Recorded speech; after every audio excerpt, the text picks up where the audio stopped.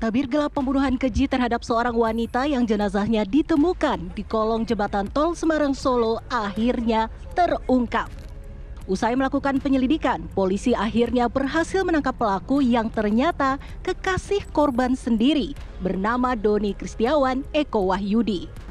Polda Jawa Tengah juga memastikan kerangka anak yang ditemukan di bawah jembatan tol Semarang Solo adalah putra dari Suwita Kusuma yang jenazahnya lebih dulu ditemukan di lokasi yang sama. Jenazah Suwita Kusuma ditemukan pada Minggu 13 Maret 2022 dengan posisi kaki terikat. Informasi keluarga menyatakan Suwita memiliki 2 orang anak. Anak kedua yaitu Muhammad Faiza Alfariski tinggal bersama perempuan berusia 32 tahun itu. Kita mengetahui bahwa korban mempunyai 2 orang anak. 1 anak dititipkan kepada orang tuanya, 1 orang lagi ikut korban.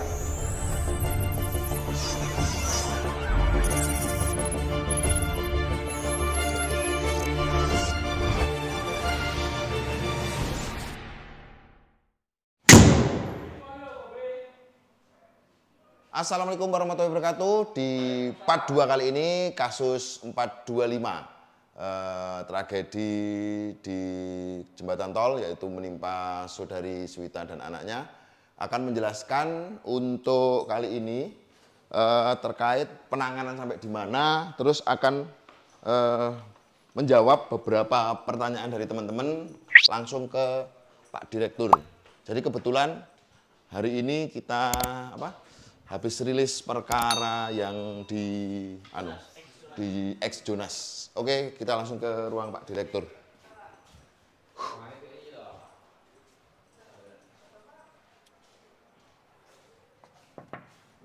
Bapak ada, Pak? Udah, silakan. Oke, langsung ya. Oke. Teman-teman, mungkin Bapak di tengah kesibukan. Sekali-kali kita masuk ruang direktur. Di ruangan ini keren, guys. Dingin. Jadi kalau kita itu panas-panas, di ruang direktur itu dingin.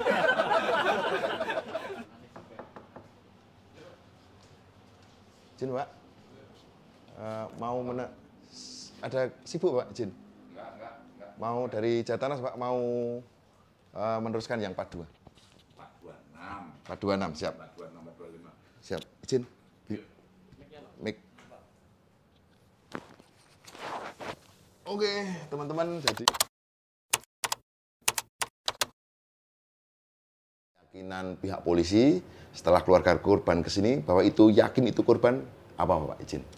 Jadi kan hanya keterangan dari keluarga, bukti lah, keyakinan dari pihak direktorat. Ya, gini. Kemarin kan kita dengan opsional sudah sepakat waktu di TKP bahwa korban mempunyai 1 orang anak yang dipegang oleh yang bersangkutan. Kan pertanyaan kita saat itu juga jelas.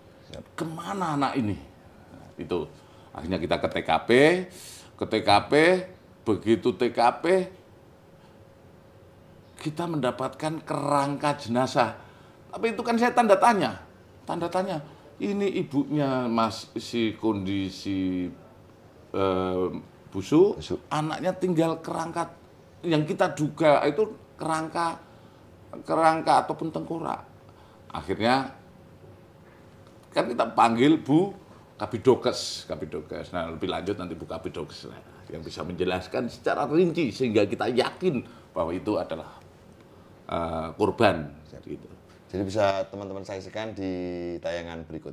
Tanggal 13 Maret di Rumah Sakit Dr. Karyadi, kita masih memfokuskan identifikasinya. Jadi dari tim teman-teman penyidik juga bisa mengumpulkan data antemortem, yaitu data yang dicari atau dikumpulkan sebelum korban meninggal dunia. Setelah itu kita memeriksa jenazah, mengumpulkan data postmortem, yaitu data setelah dia meninggal dunia, dan kita cocokkan, kita rekonsiliasikan secara medis atau identifikasi sekunder dari properti dan medis, tinggi badan, rambut, bentuk wajah dengan struktur anatomi yang lain memang matching kalau korban tersebut adalah Suwita, seperti itu. Dari usia juga kita bisa tentukan memang range-nya waktu itu sekitar 25 sampai 40 tahun, ternyata benar. Dan setelah itu kita bisa tentukan lagi waktu kematiannya memang antara 5 sampai 7 hari dari ditemukan dan saat pemeriksaan. Setelah itu cara kematian kita bisa tentukan memang ada kekerasan tumpul di daerah leher yang menyebabkan dia mati lemas atau asfiksia sehingga setelah meninggal baru dibuang ke bawah jembatan seperti itu.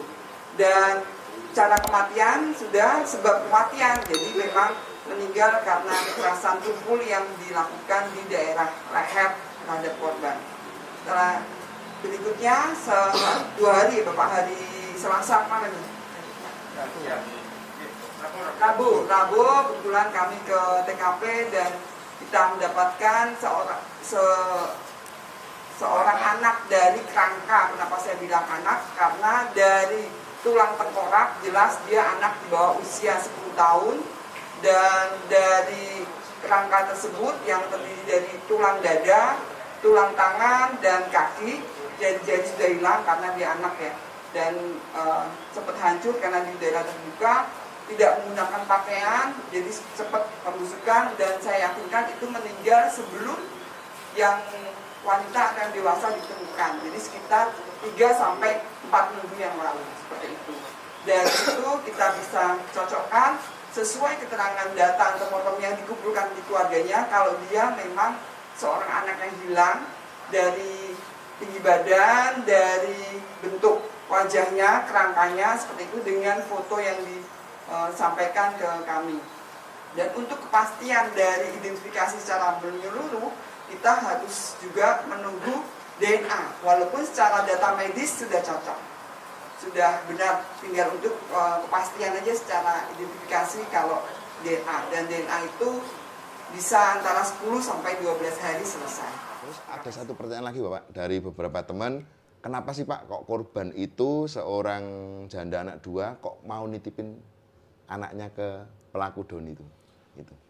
Gini, hasil pemeriksaan kepada Doni, dan itu sudah mulai kita sinkronkan.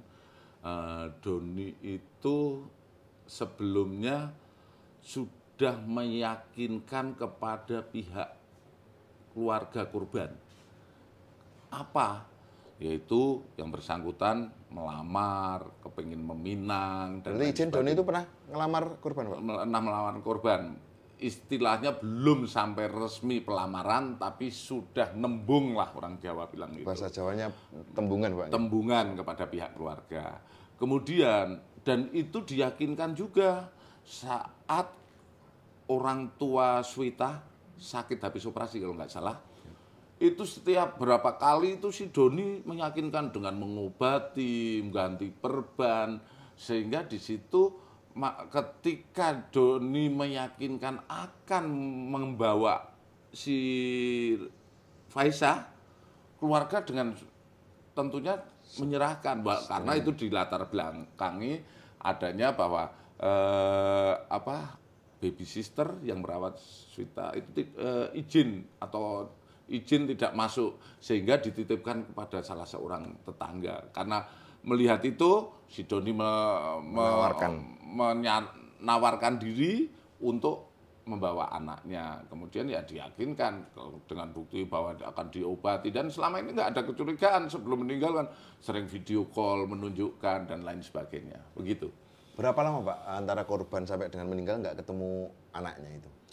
Nggak ketemu anaknya, kalau nggak salah hitungannya itu bulan November itu. Bulan November Desember.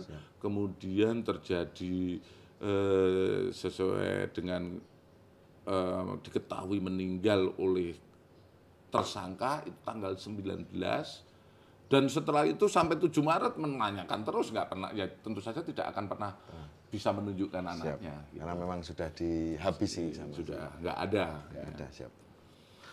Kemudian untuk pertanyaan Pak, perkembangan perkara nih Pak, izin untuk penanganan perkara Doni di tragedi 425 ini. Nah, gini, jadi sejak awal memang kita, kalau kita berbicara penyidikan, tentu berbicara dengan pembuktian.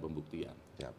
Awalnya saya masih ragu tentang penerapan pasal 338, 340 yang saat itu bisa saya buktikan, penyidik buktikan adalah 338. Kita nggak berani, ini kan konsumsi publik. Saya tidak berani menyampaikan kalau belum ada fakta hukum. Dan setelah proses kita melaksanakan penyidikan, kita mendapatkan bukti baru. Bukti barunya apa? Ternyata fakta-fakta yang sudah kita laksanakan dan pembuktian lebih lanjut, ini sudah direncanakan. Salah satunya rencana yang dilaksanakan adalah sebetulnya saudara Swita ini rencana dibunuh dengan cara digantung. Dengan cara digantung, Doni meminta Swita membawa sarung sama tas besar. Jadi untuk sarung yang kita temukan di TKP itu memang punyaan korban. Dan memang disuruh untuk membawa ke, kan itu juga sempat kita nggak logis Bapak dulu saya ingat Bapak dulu kok cewek kok bawa sarung. Nah, ternyata baru kejawab sekarang ya Pak. Sekarang ternyata disuruh. Nah, rencana mau digantung dengan cara digantung. Kemudian dari fakta-fakta itulah kita saat ini kemudian dengan pembuktian lainnya kita penyidik yakin untuk menerapkan pasal 340 KUHP tentang pembunuhan berencana. Dan ancamannya tentu saja tidak 15 tahun lagi. Jadi lebih, teman-teman. Jadi teman-teman yang kemarin tanya kok 15 tahun, nah ini sekarang alhamdulillah kita bisa di Reskrim itu bisa membuktikan penerapan pasal 340. Jadi sudah terjawab. Satu lagi Bapak, satu terus lu. Enggak apa-apa. Lanjut. Ini saya hanya mewakili beberapa teman, Bapak. Jadi saya grogi teman-teman, enggak pernah ngadep sama Bapak Eka. Ngadep itu selalu di TKP ya, Pak. Selalu pas penangkapan. Lah ini di ruangan dingin, kita kan panas-panasan. Terkait Pak, napa? Korban kan dua, Pak. Ada Ibu E sama anak. Lah untuk penanganan anak itu gimana, Pak? Mungkin bisa wacana buat saya dan teman-teman. Tentu saja yang kemarin sejak awal saya sampaikan bahwa kita akan memisahkan karena penanganan terhadap korban anak itu ada yang membidangi, yaitu unit PPA. Unit PPA dan unit PPA kita bisa diandalkan untuk menangani perkara-perkara semacam ini. Dan saat ini penyidik sedang bekerja keras untuk menangani perkara terkait dengan penganiayaan, penelantaran terhadap anak, dan lain sebagainya. Untuk saat ini masih proses penyidikan dan terus berjalan. Dan untuk apakah ada keterlibatan tersangka lainnya, kita dalami. Kita secara profesional akan kita penuhi secara profesional. Nanti kita akan melihat sejauh mana proses penyidikan yang dilakukan, pembuktian yang ada kita akan dudukkan. Kalau ada tersangka lainnya, ya kita tidak akan segan. Seperti yang saya sampaikan, kita nggak ada segan. Kita terapkan semua yang ada yang kita. Jadi intinya pelaku ini menjalani dua perkara ya Pak ya? Dia melaksanakan dua perkara yang tentu saja sejak awal saya sampaikan, lokus dan tempos ada dua. Artinya di situ ada dua kejadian, dua tempat yang itu pasti terpisahkan yang harus dipertanggungjawabkan oleh tersangka. Siap. Oke, dari gitu teman-teman, jadi pelaku ini melakukan dua permasalahan, dua kejadian. Terus yang terakhir Bapak, ini terakhir Bapak izin. Bapak mungkin sibuk, Pak Direktur kan sibuk, nggak kayak kita. Ini kan Polri itu masyarakat itu dengan presisi lah. Untuk Direktorat Reserse Kriminal Umum Polda Jateng ini Pak, apakah hanya nangkep maling, nangkep perampok, nangkep pembunuh atau gimana Pak untuk programnya itu Pak, untuk presisi ini? Izin. Terima kasih ya. Kalau kita berbicara bagaimana kita menjaga membuat reserse yang presisi, salah satunya kita adalah reserse yang profesional, harus kita tekankan. Kemudian semua perkara yang kita tangani, kita dudukkan semua di perkara. Itu yang kedua. Yang ketiga, kita juga manusia biasa, reserse juga mempunyai empati. Kami melihat ada celah-celah yang harus dijadikan perhatian kepada terutama pihak korban. Pihak korban yang 425 ini, Pak, 425, 426 itu kita melihat ada anak satu, ada orang tua yang sangat terpukul dengan meninggalnya yang bersangkutan. Yang dari Palembang, Pak? Dari Palembang itu terpukul. Nah, kami berkoordinasi dengan waktu itu kami mendapat petunjuk langsung dari ASDM, Mabes Polri Indonesia, Irjen Polisi Wahyu Dada, menyampaikan, berikan dong trauma healing, berikanlah pelayanan Polri khususnya Polda Jateng biar pihak keluarga bisa menerima keadaan-keadaan yang memang sangat terpukul. Akhirnya kami berkoordinasi dengan Biro SDM, kita melaksanakan trauma healing kepada korban. Kita temuin. Di mana, Pak Izin? Di Sleman. Langsung Bapak langsung datang. Sleman, Bapak ikut pas itu? Ya, sambil jenguk kampung halaman kita lihat. Jadi Pak Direktur ini teman-teman itu dulu juga dinas di Jogja, jadi kemarin trauma healing di Jogja.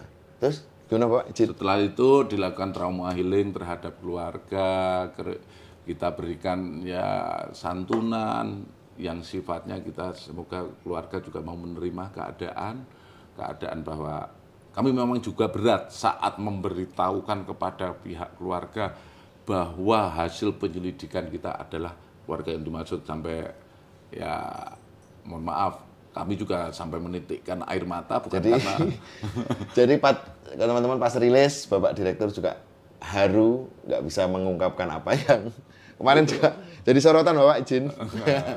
Itu akhirnya trauma healing, dan sampai sekarang kami masih terus bertahap. Kami juga masih terus berkomunikasi dengan untuk anggota keluarga. Atau Bapak Direktur masih komunikasi nggih? Masih berkomunikasi dengan yang kita berikan keyakinan memang ada sebuah tuntutan, tentu saja tuntutan ke pihak keluarga agar dihukum semaksimal mungkin. Tentu saja kami hanya bisa menyampaikan bahwa kami hanya bisa sebatas mengungkap, kemudian menyidik, memaksimalkan penyidikan, perkara tuntutan dan hukuman itu sudah di luar kewenangan Polri. Siap. Sementara itu. Siap. Terima kasih, Bapak. Oke. Atas waktunya. Pertama kalinya saya bisa ngobrol sama Bapak Direktur. Jadi saya itu ABDJ, anak buah Jondani Bapak ini. Oke, Bapak izin. Salam sehat, salam presisi. Oke, Bapak izin. Saya mohon doanya, Pak, teman-teman diberikan kelancaran dalam bertugas. Oh, bahasa ngolor itu. Kami dari bagian psikologi Biro SDM Polda Jawa Tengah melaksanakan kegiatan pendampingan psikologi kepada keluarga korban dari kasus yang sekarang ditangani oleh Direktur Umum Polda Jawa Tengah. Untuk kami selaras, selain pendampingan terhadap penyidik, kami juga nanti memberikan dukungan psikologi kepada keluarga korban yang ada, terutama anak yang masih kecil ditinggal oleh ibunya sebagai korban. Jadi metode yang dilakukan apa, Pak izin? Pendampingan psikologis menyangkut satu, secara motorik maupun psikis dari keluarga korban yang selama ini berpikiran bahkan belum bisa menerima kejadian ini, dan kami beri penguatan itu yang tentu bisa satu menerima kesiapan bahwa ini adalah bagian dari keluarganya dan ini bagian jadi kejadian yang bisa diterima. Terima kasih, Pak.